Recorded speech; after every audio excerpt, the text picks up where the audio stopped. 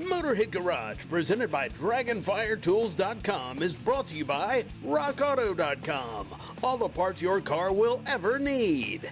Campbell's CustomCare.com, home of the Dawn Detail Spray. And by PaintedAutoBodyParts.com, the leading U.S. auto body parts online store.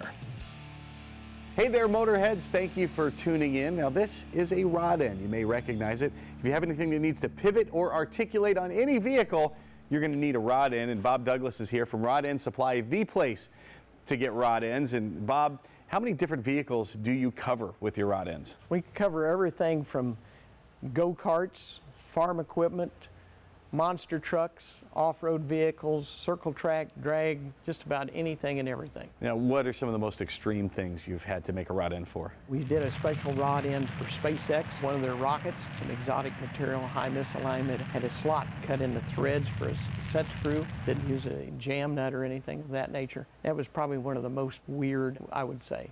We also make a rod end that's extremely small and is used by Disney. So when you see the eyes pivot back and forth and the ears wobble and the animatronics. So let's talk about the materials. What kind of quality are we talking? We've got economy two-piece type rod ends, which basically is a material that we use. It's C1045 steel. It uses a 52-100 bearing steel ball that's hard chrome plated. That's the least expensive. They call them economy rod ends. Then we have a precision three-piece rod end, has a ball, has a body, and has a race. And then we have another rod end that we make that's got an injection molded material that we call nylofiber, and it takes the place of a precision rod end that uses a Teflon liner. You know, other folks are making rod ends out there. What sets Rod End Supply apart from the other ones? We've got a very good staff that knows applications, knows materials. We keep a good amount of inventory, and we try to ship within 2 days. Doesn't always happen, but we try. And you have thousands of items in your catalog, and it's not just rod ends. How far does it go? What other stuff do you make for vehicles? We make all kinds of different things. We make what we call a 4-bar end. These are used on Jeeps and other off-roading vehicles. These particular parts are used on street rods, street machines. We have them in stainless, chrome, black, oxide. We also make the bungs. If somebody wants to make a connecting tube between each end of the rod end, radius rods sometimes they're called, drag links, this type of thing. We make those in various sizes. We also make the tubes themselves. This is a chromoly tube that's got the ends welded in it. This is a steel tube and it's swedged down on the ends, and this is an aluminum tube.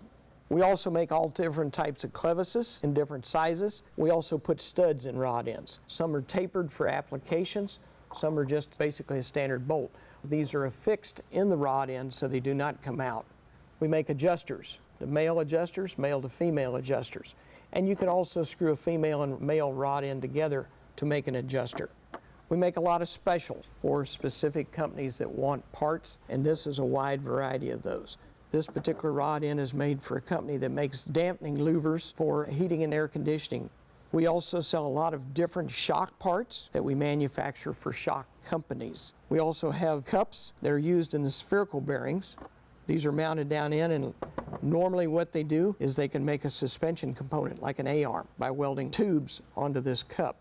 We also make high misalignment spacers to take a standard rod end and make it a high misalignment rod end.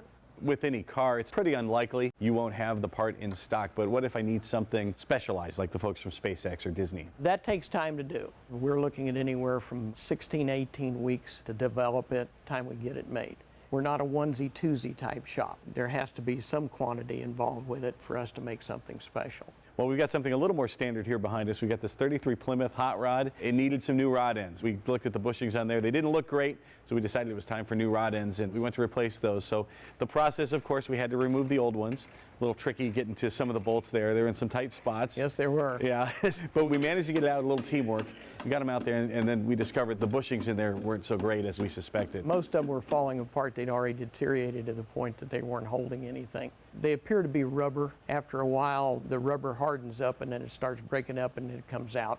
We're replacing with our 4-bar ends that has the poly bushing in them, and our sleeve that goes inside the poly bushing is a stainless sleeve, and so therefore it doesn't rust and doesn't corrode and adhere itself to the mounting bolt that you put it through. And how long can we expect something like that to last? Oh, I would think you ought to be able to get at least 20 years out of them. seems like plenty. Yeah, Yeah. should be. And so the process, once we got the old ones out, we had to measure to make sure we had them dialed in right and tighten the jam nut down. Correct. Putting it back in, it was just as simple as reversing the process. Yes. And these are super easy. The only hard part with us is we had some difficulty accessing the actual bolts and everything. Yeah, some of the bolts were kind of hidden in places. It took a little bit more ingenuity to be able to get on them. What's the owner of this vehicle going to notice once he has his new rods? We're working on the rear end right now, and he's going to probably notice that the car doesn't want to walk, because when the bushings get that loose and sloppy, and one of them, the bushings had deteriorated, that it was really sloppy. And so the rear end has a tendency to want to move around in the chassis, and so it's not wanting the car to run down the road straight. And so he's probably going to notice that more than anything else. And the way the bushings were bad, there had to be some clunking noises going on somewhere. I'm sure of it. Now we know the cause. Yes. If you've got a hot rod like this, if you've got your daily driver, if you've got a tractor or a rocket ship, you need rod ends, and you need to get them at rodendsupply.com. They are the best on the planet. And you can find more Motorhead Garage presented by Dragonfire when we come back, so keep it right here.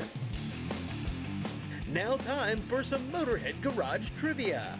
Alan Breed made a major automotive breakthrough in 1968. His sensor and safety system was the world's first electromechanical airbag system. The Oldsmobile Toronado was the first car made available to the public with an optional passenger airbag. In what year was it first offered? It was 1973. Stay tuned for more Motorhead Garage.